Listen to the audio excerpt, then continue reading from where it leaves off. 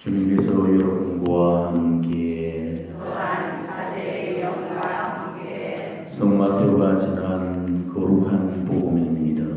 주님 영광 받으소서. 그때 예수님께서 군중에게 말씀하셨다. 이 세대를 모세의 비길이야. 장대에 앉아서로 부르며 이렇게 말하는 아이들과 같다. 우리가 피를 불어주어도 너희는 춤추지 않고 우리가 곡을 하여도 너희는 가슴을 치지 않았다. 사실 요한이 와서 먹지도 않고 마시지도 않자 저자는 마귀가 들렸다 하고 말한다. 그런데 사람의 아들이 와서 먹고 마시자 보라 저자는 먹보요 술꾼이며 세리와 죄인들의 친구다 하고 말한다. 그러나 지혜가 옳다는 것은 그 지혜가 이룬 일로 드러났다. 주님의 말씀입니다. 그리스도님 찬양합니다.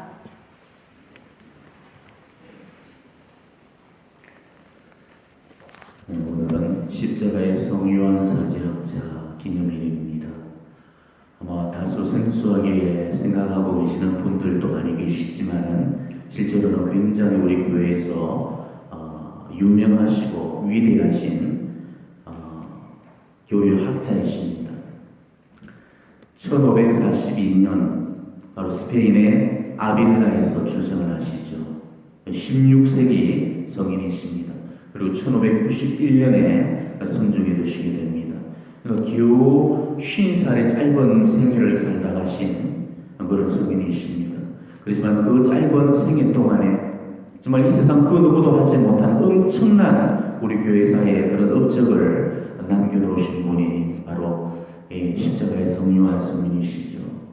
아마 영생의 길을 걷는 사람이라면 반드시 듣게 될 그런 이름입니다. 왜냐하면 이분만큼 훌륭하고 위대한 그런 영성가요 신신가가 없기 때문에 특히 이 이름이 위대한 이유는 바로 모든 영적인 길을 걸어가는 그런 사람들에게 영적인 길을 제시해 주었기 때문이죠. 이분이 쓰셨던 그 많은 책들 중에 특히나 어두운 밤이라든지 혹은 가르멜 산길 같은 그런 책들은 영성의 고전으로서 지금도 영성가들에게 많은 그런 사랑을 받고 있고 정말 필독서처럼 그렇게 익혀지고 있는 책들입니다. 여러분 한번 생각해 보십시오. 우리가 걷게 되는 그 영적인 노정들이 다 단계별로 있거든요. 그런데 그 영적인 그 길을 단계별로 하나하나 다 제시한다는 거 이게 얼마나 어려운 일이겠습니까?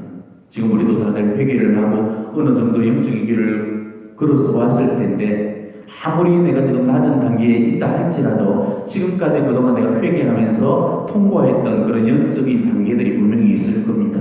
자, 그 길을 영성의 길로 나오는 그런 초심자에게 내가 이 자세히 설명을 해줄 수가 있겠습니까? 그 단계별로 그 단계에서는 이런 일이 벌어지고 그 점에서는 악마가 어떻게 공격에 들어오고 악마가 무슨 공격과 해사를 하고 그런 속임수에는 또 어떻게 피해야 되고 그 단계는 뭘 조심해야 되고 이런 정상에서 때는 또 뭘 어떻게 해야 되고 내 단계에 이르지 못했던 그 영혼들에게 영적인 길을 설명해 준다는 거 나도 이미 살아왔지만 그것을 설명해 낼 길이 없는 거예요.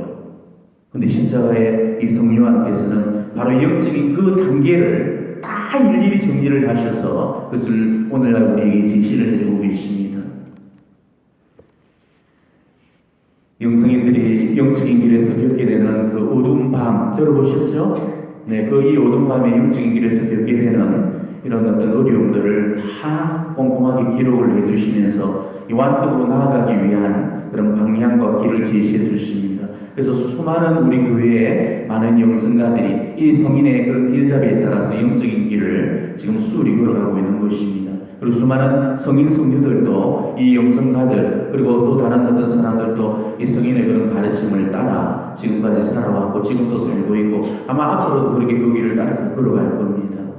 성요한 바로 2세 교황님도 십자가의 그 성인의 책을 늘 가까이 두시면서 그 성인으로부터 영성수업을 받았다고 그러죠.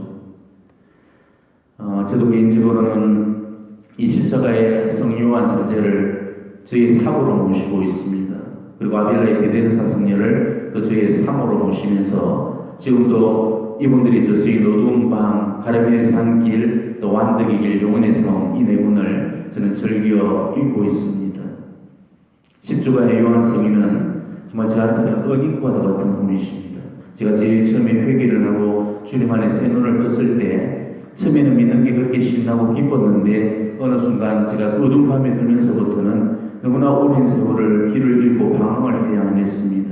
그 누구도 저한테 그 방향을 찾아주지를 못했고, 그래서 제가 영성의 길을 포기하려던 그 찰나에 제 손에 잡혔던 그 책이 바로 이 어두운 밤과 가르멜 산길이었습니다.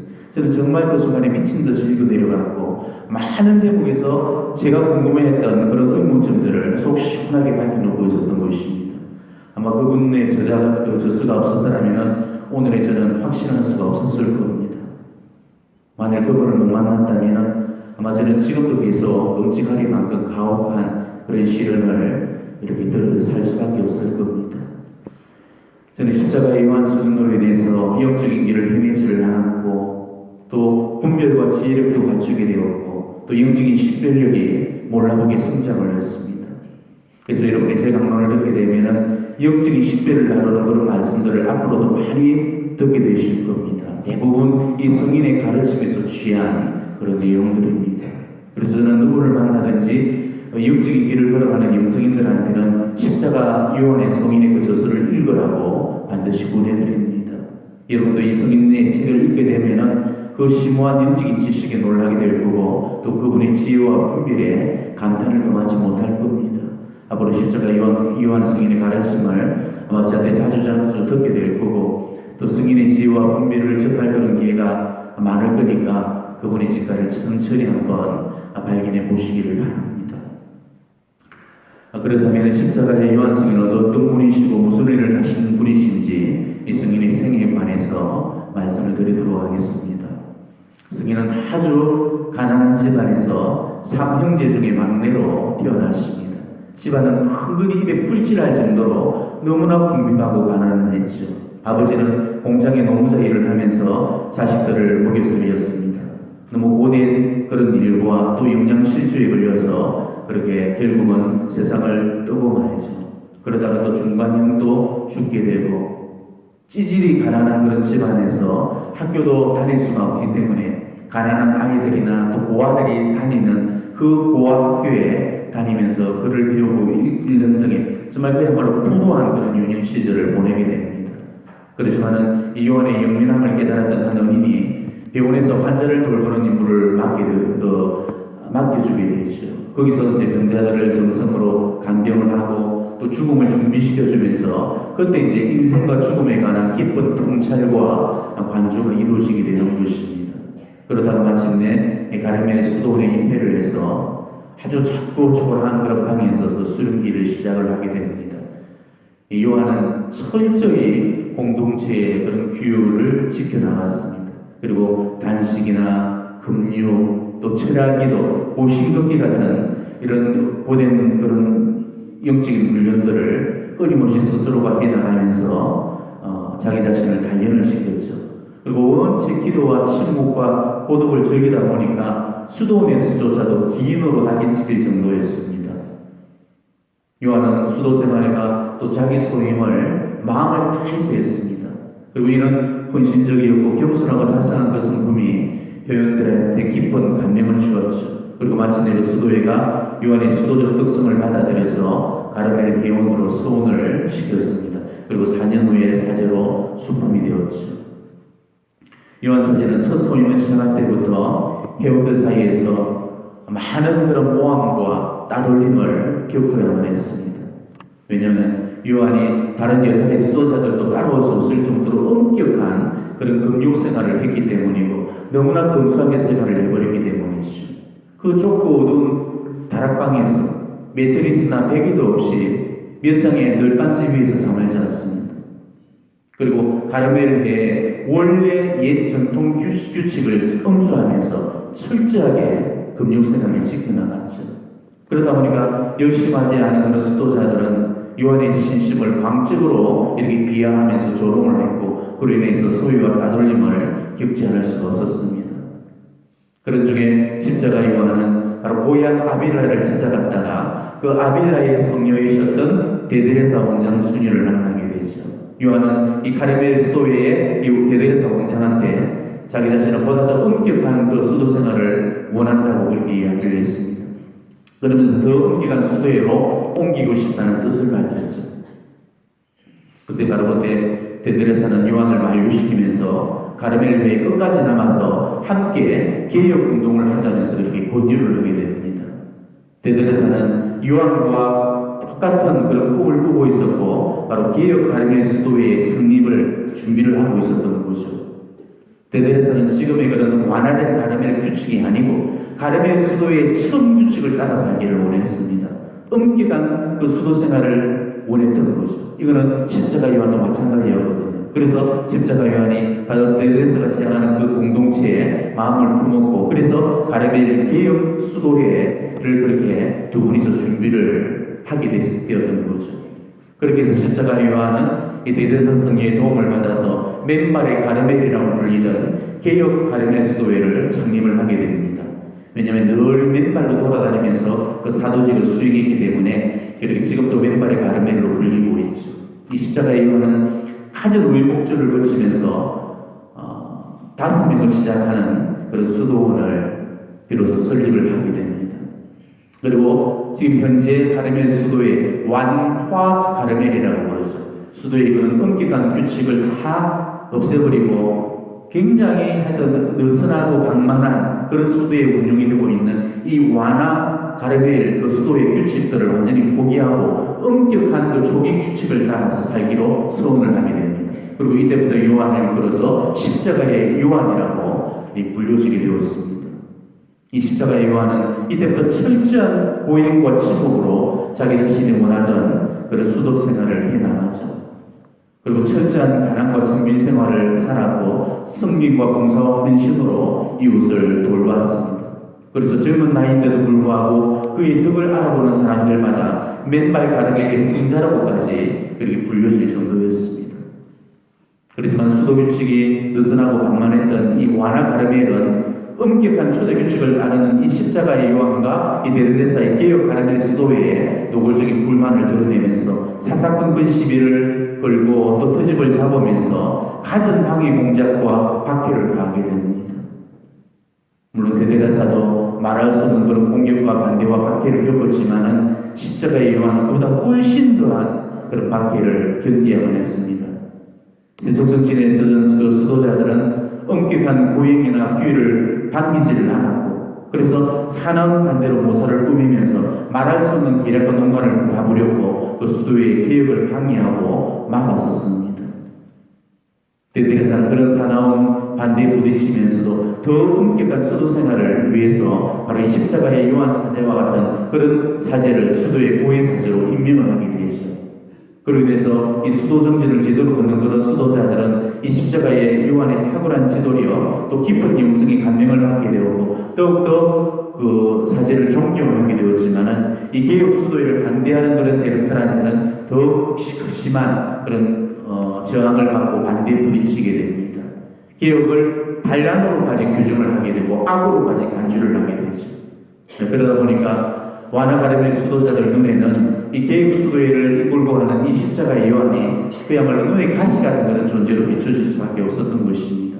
하지만 십자가의 요한은 완화 가르멜 수도자들의 그런 원함과 증오 속에서도 자신의 소임을 묵묵히 수행을 하게 됩니다. 그렇지만은 완화 가르멜 수도회의 그 방해와 공작은 날이 갈수록 더욱더 악랄하게 이루어지게 됩니다. 그런데 그런 어느 날 완화 가르멜 수도회의 그 한 무리가 이 급기도를 바치고 있던 개혁 수도의 수도원을 덮쳐서 지도자 몇 사람을 납치를 해버립니다. 완화 가르멜 그 수도자들은 개혁 수도자들의 그 거친 수도복을 벗겨내고 완화 수도의 아주 부드러운 그런 수도복으로 강제로 갈아입히게 되죠. 그리고 그들을 채찍으로 때린 다음에 감옥에 쳐넣어버립니다. 그리고 얼마 안 있어서 십자가의 요한은 따로 저 톨레토라는 그 지방으로 끌고 갔습니다. 데드레사는 십자가의 요한을 빼내려고 스페인의 국왕이한테까지 편지를 썼지만 아무런 소용이 없었습니다.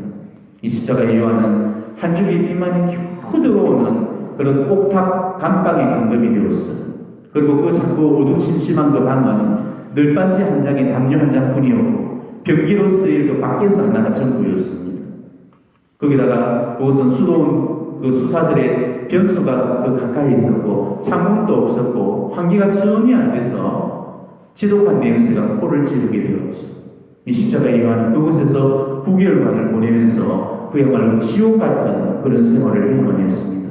수도자들이 먹고 남은 그런 찌꺼기로만 그것이 음식으로 제공되었고 매일 똑같은 음식만 이렇게 주었습니다. 그리고 그 양도 지극히 적었죠. 그러다 보니까 시간이 흐를수록 그 몸은 지쳐갔고 쇠약해져만 갔습니다. 그런데도 불구하고 이 수사들은 아랑곳하지를 않고 수시로 그 수도의 식당으로 요한 사제를 끌고 와서는 수사들이 있는 식당 자리에 그 한복판에 세워놓고 돌바닥에 무릎을 꿇린 채로 빵과 물만 주면서 식사를 하도록 했습니다. 그리고 식사를 끝내놓고 나면은 원장 수사가 이 십자가 요한을 중앙에 세워놓고 수사들 앞에서 장황하게 설교를 했죠. 그리고 설교가 끝나면은 수사들이 차례로 나와서 시편 50편을 외우면서 나를 불쌍히 여기소서라면서 한 명씩 돌아가면서 그 벗겨진 몸에 채찍으로 내리쳤습니다. 그럴 때마다 이 성인의 몸에서는 피가 흘러내렸죠. 이 십자가 요한은 9개월의 그런 감금 생활을 하는 동안에 제대로 먹지도 못하셨고 잠도 못 잤습니다. 샤워는 고사하고 그동안 세수 한 번을 못했습니다. 몸에는 맞은 자국이 상처가 골맞죠. 변기통도 며칠씩이나 비워주질 않아서 악취가 코를 찔러댔습니다. 그리고 햇빛이 전혀 안 되는 그런 감방에서 숨도 제대로 쉬지를 못한 채로 몇 달을 그렇게 갇혀 지내다 보니까 이질에 걸려서 말할 수 없는 그런 고생을 했습니다. 거기다가 여름에 무더위는 제일 무서운 지옥이 되었습니다. 감방 안은 그야말로 화덕이나 다름이 없었죠. 폭염 속에서 숨이 막혀서 죽을 것만 같이 그렇게 괴로웠고 이 가둬진 열기가 마치도 한정맞춘 공기를 내서 땀이 비오듯이 흘러내렸습니다. 십자가의 요한은 바로 이런 극한적인 이 감각적 고통을 겪는 동안에 이 육체적인 고통에 대해서 정신적인 고통까지 겪으면서 이 중의 고통을 견디내야만 했습니다. 그렇지만 이 육체적인 고통보다 더 견디기 힘든 고통은 바로 정신적인 그런 고통이었죠. 수사들은 그 십자가 요한을 정신적으로 아주 많이 괴롭혔습니다. 특히나 그가 갇혀 있는 그 골반 가까이에서 서로 쑥덕이면서 대화를 나누는 척 하면서 거짓 정보를 그 십자가 요한의 귀에 흘려 넣어주는 겁니다.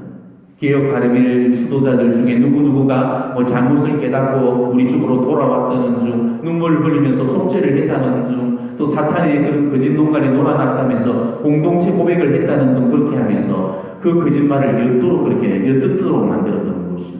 십자가 요한은 바로 이 이야기를 들으면서 정말 자기 자신이 길을 잘못 가고 있지는 않았는지 극심한 혼란과 갈등에 빠지게 됩니다. 처음에다가는 그런 대로 또 기도도 하면서 하나님께서 함께 해주신다고 믿었지만은 가면 갈수록 상황은 더욱더 나빠졌고 그럴수록 절망과 회의와 의심이 계속적으로 끊임없이 밀려오는 거였습니다. 특히나 그런 극한의 상황 안에서도 인간의 그 본능에서 올라오는 그 불같이 있는 그 욕적으로 말미암아서 요한의 영적인 상태는 더더욱 불안정해졌습니다. 그러면서 모든 것이 부질없고 헛되다는 듯 그렇게 느껴지면서 마치도 하느님이 계시지 않는 것 같은 하느님 부재의 그런 어두운 밤에 빠져들게 되었습니다. 내가 이렇게 하느님의 그 뜻을 따라서 길을 걸었는데 왜 이런 고통과 끝없는 시련이 나한테 주어지는가 하는가? 도대체 하느님은 어디에 계시는가? 도대체 하느님은 뭘 하고 계시는가? 이런 하느님의 부재 앞에서 울부짖고 기도하며 뒹굴었던 거죠. 그렇지만 그런 고통의 세월은 길고 값없는 시간이 아니었습니다. 이런 가혹하고 혹독한 시련이 비로소 요한을 영성의 대가로서 그렇게 키워줬던 것이죠. 그 다음에 불행 중 다행히도 간수 수사가 바뀌면서 요한의 처지가 많이 나아지게 됩니다. 간수 수사는 요한을 접하면서 그분의 영성과 특행에 감동을 하고 말이죠. 그래서 자신이 베풀어 줄 수 있는 그런 최대한의 친절과 특혜로 요한의 뒤를 봐주게 됩니다.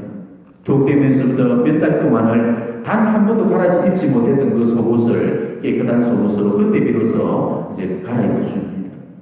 그리고 다른 수사들의 인기척이 뜸한 시간을 틈타서 감옥 문을 열어서 신선한 공기를 이렇게 쐬게 해주고 때로는 이 바깥으로 나와서 잠시라도 햇빛을 쐴 수 있도록 그렇게 안배를 해줬죠. 거기서 이제 마음의 신심의 안정을 되찾게 되고 바로 자신의 경험을 바탕으로 해서 영혼의 창가라든지 바로 다수의 그런 단편 시들을 바로 그때 이후에 쓰게 됩니다. 바로 그 책들은 사랑하는 힘에 대한 그 그리움을 열정적으로 풀어낸 그런 주옥 같은 글이었죠. 근데 한편으로 그의 생에 이제 결정적인 그런 사건이 한 가지가 일어나게 됩니다. 바로 성모성전대 주기를 하루 앞둔 전날에 원장 수사에게 미사를 드릴 수 있도록 해달라고 청을 하게 되는데 이때 완고한 거절을 당하게 되죠. 이때 수도 원장은 자기가 죽기 전에는 절대로 그런 일은 그렇게 없을 거라고 그렇게 단호하게 대답을 하게 됩니다. 요한은 바로 그 말을 듣고 더 이상 희망이 없다는 사실을 깨닫고 마침내 탈옥을 결심하게 되죠. 이미 건강 상태가 극도로 나빠져 있었고 이대로 하면 절대 살아서는 못 나갈 거라는 그 사실을 알고서 이제 비로소 탈옥을 감행을 하게 됩니다.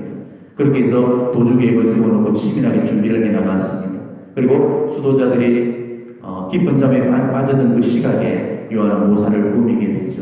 담요를 여러 가닥으로 가닥가닥 찢어서 밧줄처럼 긴 줄을 엮어서 만들어서 몰래 그 성벽을 타고 내려가서는 그렇게 시내로 잠입을 해서 결국은 자기 순위에까지 숨어들 수가 있었고 그렇게 해서 이 참혹하고 잔인한 그런 9개월간의 감옥 생활을 비로소 끝낼 수가 있었던 것입니다. 그렇지만 참혹했던 그 시련은 끝났지만 또 다른 고난이 또 기다리고 있었죠. 그 수도명처럼 십자가의 사람이었기 때문에 십자가는 그의 삶의 마지막 순간까지 따라다녔습니다. 십자가의 요한은 얼마 전에 그는 휴양으로 몸을 추스른 다음에 여러 곳을 전전하면서 수도원들과 또 신학원을 세우고 그곳의 원장으로 임명이 되었죠. 성인은 언제나 모든 소임을 덕으로 해나갔습니다. 수많은 고통의 단검질을 통해서 이 마음속에는 이미 격순과 수명이 자리 잡혀져 있었고 철저한 가난과 측면이 몸에 배어 있었던 그런 상태였습니다. 그래서 성인의 똑방에는 언제나 조그만 책상 하나와 의자 한 개, 또 집을 깔아놓은 그런 침대 한 개와 오려 붙인 그런 작은 십자가 그림 한 장만 있었고 책상 위에는 성서와 성인전 한 권이 놓여 있었을 뿐이었습니다. 그리고 일생을 늘 한 벌의 그런 수도복으로만 그렇게 살았습니다. 그리고 영적으로 정말 고매한 덕을 닦은 그런 상태였기 때문에 누구에게도 온화한 태도나 친절함을 잃지 않았습니다. 누가 병에라도 걸리게 되면은 제일 먼저 달려가서 병수라를 해주고 침대 곁에서 몇 시간을 함께 보내주곤 했죠. 어떤 모함이나 그런 푸대집이 자기한테 올 때도 언제나 그것을 겸손한 마음으로 받아들이면서 그런 순간에도 결코 이득을 잃지를 않으셨다고 그럽니다. 그리고 수도자들한테는 늘 변함없이 수도 생활의 그런 모범을 보여줬고 장상이라는 그런 시기를 내세워서 그 공동체의 규준과 일과를 어기는 일이 없었습니다. 밤에는 그저 그냥 두서너 시간만 눈을 붙이고는 또 성당에 가서 기도를 하면서 또 시간을 보내고는 했죠.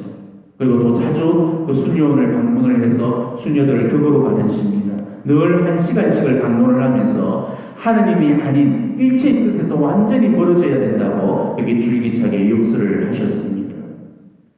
그러다가 마침내 그토록 간절히 고대하는 수건 사업이 이루어지게 됩니다. 여러 우여곡절을 거쳐서 바로 1580년 6월 22일에 교황 그레고리오 13세에 의해서 이 맨발의 개혁 가르멜회가 와나 가르멜에서 완전히 분리가 돼서 이제 독립을 이렇게 성인을 하게 되었습니다. 그러나 성인은 9개월간의 강건생활의 휴유증, 또 오랜 동안의 그 금융생활과 고신걷기, 그리고 또 수도생활 중에 그 과중한 업무로 말미암아서 몸이 극도로 쇠약해 있는 그런 상태였는데 마침내 병이 나고 말았죠. 성인은 늘 고신걷기를 표를 펴내지 않게 그렇게 몰리하고 있었는데 어느 날 우연히 한 수사가 성인을 간병을 하면서 그 사실이 이제 드러나고 말았습니다.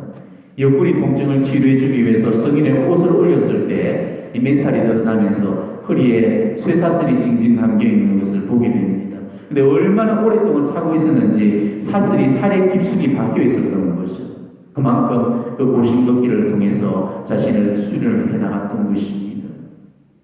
근데 십자가의 성령의 그 삶은 인생 말년에도 그다지 그렇게 평탄치 않았습니다. 그리스도의 남은 그 고난의 잔에 그 마지막 한 방울까지 다 마시도록 허락되었습니다. 그래서 인생 말년에는 더욱더 참혹하고 비참한 그런 일들을 겪어야만 했습니다. 십자가의 요한은 마지막으로 세고비아의 수도 원장으로 임명이 되었고 또 거기서 철저한 그런 청빙과 고심 걷기로 사람들에게 모범을 보여줬죠. 또 자기 방을 선택을 할 때 수도에서 제일 작고 어두운 방을 선택을 해서 2장의 늘반지로 한 장은 침대를 만들고 또 한 장은 벽에 붙여서 책상으로 이용을 했습니다. 그리고 철저하게 단식과 금육을 지켰고 혹이라도 어린들이 보내주는 그런 특별한 음식들은 절대로 자신이 취하지 않고 수사들에게 나눠주면서 자신은 지극히 검소한 그런 식사를 하면서 이 수도 원장직을 훌륭하게 완수를 했습니다. 그렇게 장상으로 훌륭하게 자기 소임을 완수를 하고 나서 모든 직책에서 이제 물러나서 평수사로 돌아오게 되죠.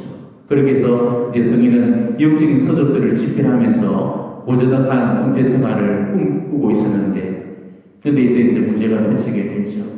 참사의 작은 위험 중에 하나가 성인한테 몹시 큰 그런 시기 질투를 느끼게 되어서 유한의 명성과 편판을 떨어뜨리기 위해서 잘못된 일들을 모조리 성인의 잘못으로 그렇게 꾸몄습니다. 그런데 이 사실을 전해들었던 성인은 어느 누구한테도 자기 앞에서 그 수사를 비난하는 그런 말을 하지 못하도록 그렇게 만들었죠. 하지만 그 수사는 이 성인의 맨발 가림을 위해서 하에 추방해버릴 그런 작전을 세우고 계속적으로 그런 모사를 꾸며나갔던 것입니다. 하지만 그 점에 이 성인의 몸 상태가 점점 나빠지기 시작을 했습니다. 그래서 어쩔 수 없이 의사의 치료를 받아야 되는 그런 상황에서 이제 2곳의 수도원 중에 한 곳을 선택해서 치료를 받도록 그 요한이 스스로가 결정할 수 있도록 그 자유가 주어지게 되죠. 근데 한 곳은 의료시설도 잘 되어 있었고 정말 안락하고 편안한 그런 장소였고 한 곳은 의료시설도 열악했고 아주 가난한 곳이었기 때문에 형편도 그렇게 좋지를 못했습니다.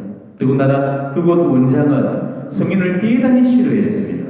왜냐하면 예전에 그 성인이 장상으로 있던 그 수도원에서 그 원장이 그 평수사로 있었을 때 그때 징계를 받게 됩니다. 그 일로 앙심을 품고 있었거든요. 그러다 성인은 그런 조건들을 다 알고서도 자신이 선택해야 될 그 길은 마지막 십자가의 길이라는 사실을 깨닫고 바로 그 엄지로 그것을 선택을 하게 되죠. 그리고 수도원에 도착했을 무렵에 이 성인의 몸에는 신혈이 끓어오르면서 더욱더 극심한 그런 통증이 이렇게 시작이 되었습니다. 수사들은 성인을 따뜻하게 대해주고 맞아줬지만은 원장만큼은 조금 더 반가운 그런 기색을 보이지를 않았습니다. 그리고 치료를 받으러 왔던 그 성인을 보자마자 일말의 동정도 없이 인상을 찌푸리면서 자기 수도에서는 치료해 줄 만큼의 그런 재능이 없으니까 알아서 해버리라고 그렇게 못을 딱 박아버리는 것이었습니다. 그리고 병든 그 성인의 방을 정말 쪼그려야 들어갈 수 있는 그런 낮은 문의 그런 방을 내주게 됩니다. 방에는 딱딱한 침대 하나뿐이었고 침대 하나만 끼워 들어갈 수 있을 정도로 아주 여유 공간도 없는 좁은 그런 방이었습니다. 그리고 다음 날부터 이제 원장의 괴롭힘이 시작이 되었죠. 원장은 성인한테 공동체 일과에서 예외 없이 참여하도록 명령을 내리게 됩니다. 병든 몸에 휴식도 모자랄 판인데 공동체 일과에 전부 참석을 하도록 그렇게 하명을 했던 것이죠. 어느 날은 너무 고통이 심해서 도저히 식당에까지 갈 수가 없어서 침대에 누워 있었는데 원장은 그 누워있던 그 성인을 억지로 일으켜 세워서 데려오기 위해서 순명하지 않는다고 마구 고통을 내리쳤습니다. 하지만 이 성인의 몸은 걸레처럼 느들느들 망가져 있었던 상태였습니다. 그리고 며칠 뒤에 병은 더욱더 악화가 되었죠. 몸은 여기저기서 종기가 번져서 그 의사를 불러왔는데 맞지도 할 수가 없기 때문에 종기를 끌고 내서 썩은 살을 그냥 맨정신에 도려내야만 했지요. 하지만 성인은 그럴 때도 아무 소리도 않고 그 마지막 고통을 이렇게 참아받으셨습니다. 하지만 날이 가면 갈수록 병세는 점점 더 악화되어 갔습니다. 목수만 붙어있을 뿐이었지 몸은 다 썩어가고 있었고 그 상태에서는 고름이 끊임없이 흘러나왔습니다. 썩은 쌀을 잘라내는 그 수술이 계속 반복되었지만 조금 더 차도를 보이지를 않았죠. 결국 성인의 병이 깊어졌다는 그런 소식을 전해듣고 많은 사람들이 이 마지막 병문안을 오게 되는데 원장은 일만의 배려도 허용해 주지를 않았습니다. 사람들이 성인의 방을 들락거리는 것을 너무 불쾌하게 여기면서 심하게 화를 내었죠. 그리고 자기 허락 없이는 아무도 면회가 안 된다고 못을 박으면서 그 이후로 더욱더 갈구고 괴롭히게 됩니다. 가끔씩 성인방에 들어가서는 위로해 주기는 고사하고 험담과 비방을 대놓고 하면서 그 아파서 죽어가는 그 성인을 마지막까지 괴롭히게 되죠. 너는 덕이 부족하다는 둥, 뭐 게으르다는 둥, 다른 수사들한테 좋지 못한 표현을 보여주고 있다는 둥, 해야하고 느슨한 그런 수도 생활을 한다는 둥, 병상에 누워서 사람들 관심을 끄는 걸 좋아한다는 둥, 별의별 악이 찬 그런 비방을 다 대놓고 일삼았습니다. 거기다가 성인이 청했던 그 초반 음식과 약도 거절을 해버렸고, 성인을 돌보기 위해서 방에서 함께 잠을 자던 간병 수사한테도 더 이상 간병을 하지 말라는 그런 지시를 내리게 되죠. 결국 성인의 병은 급속도로 악화가 됩니다. 그리고 종양이 살속 깊이 파고 들어가서 격심한 그런 통증이 온몸으로 번져갔습니다. 이 작은 몸뚱이는 바싹 야위어서 살이라고는 없었습니다. 등에도 크다란 종양이 나 있어서 얼마나 그 통증이 심했던지 성인을 돌려 눕히려면 수사들이 천중에다가 밧줄을 달아놓고 밧줄을 붙잡아 끌어당기면서 가끔씩 이 몸의 위치를 바꿔줘야만 했었습니다. 성인께서 임종대가 되었을 때 그 수도에 강구장이 방문을 합니다. 그리고 마지막 그 고통을 받고 있는 그 성인을 위로하시면서 이제 머지않아서 그 고통의 대가로서 하나님께로부터 상을 받게 될 거라는 그의 위로의 말을 건네게 되죠. 그때 성인은 겸손함을 잃지 않고 이렇게 말을 합니다. 광부장님, 제발 그런 말씀은 말아주십시오. 부디 저에게 저의 죄만을 말해주십시오. 그러면서 자신이 마지막까지 덕이 부족한 죄인이라면서 자신의 공로를 철저하게 숨겼습니다. 1591년 12월 13일 금요일, 성인은 자기 죽음이 다가왔음을 깨닫고 원장과 수사들을 불러서 자기가 그동안 끼쳤던 그 피해에 대해서 용서를 주냈죠. 그리고 오후 5시이 되었을 때 몇 시가 되었는지를 묻고 병사승사를 받기를 원하셨습니다. 그리고 밤 11시 30분이 되었을 때 다시 한번 시간을 묻고 나서 이렇게 말했습니다. 형제들이여, 이제 떠날 때가 다가왔습니다. 그러니 네 형제들을 제 가까이로 불러주십시오. 근데 바로 그때 조각임을 알리는 종소리가 들렸죠. 성인은 그 종소리를 듣고는 무슨 종소리냐고 물었습니다. 바로 조각임을 알리는 종소리라고 대답을 했을 때 성인께서는 이렇게 이야기합니다. 하나님께 영광, 나는 천국에서 조각임을 얻을 것입니다. 이렇게 말하고는 자기 주변에 있는 모든 형제들에게 개별적으로 유언을 남겨주듯이 한 사람 한 사람을 유심히 바라본 후에 마지막으로 십자가에 입을 맞추고 나서 주님, 제 오늘 당신 손에 맡기나이다, 이 말씀을 끝으로 눈을 감게 되십니다. 바로 1591년 12월 14일 바로 자정이 막 지난 그런 무렵이었습니다. 성인께서는 바로 50살을 일기로 하나님 품으로 안기셨던 거죠. 자, 여기까지는 간추린 성인의 생애입니다. 모든 성인 성녀들이 다 그랬겠지만은 십자가 없는 삶이 없으셨고 고통의 단검짐을 받지 않는 그런 성인 성녀들이 없으셨습니다. 사도행전의 말씀만 따라 우리가 하늘나라에 들어가려면 우리는 많은 환난을 겪어야 합니다. 하늘나라를 차지하기 위해서 그 십자가는 우리에게 필요한 덕입니다. 십자가의 성령께서도 마지막 순간까지 바로 자기 자신이 치러야 될 그런 고통을 훌륭하게 치러내셨고, 그리고 그 고통을 아름답게 승화시켰고, 그리고 그 고통을 통해서 너무나 아름다운 영성의 길을 우리 앞에 내어놓으셨던 거죠. 성인은 바로 자신의 그런 고통과 체험을 바탕으로 우리 교회 2000년 역사에서 그 누구도 하지 못했던 이 영성의 길을 바로 우리에게 제시를 할 수 있었던 것입니다.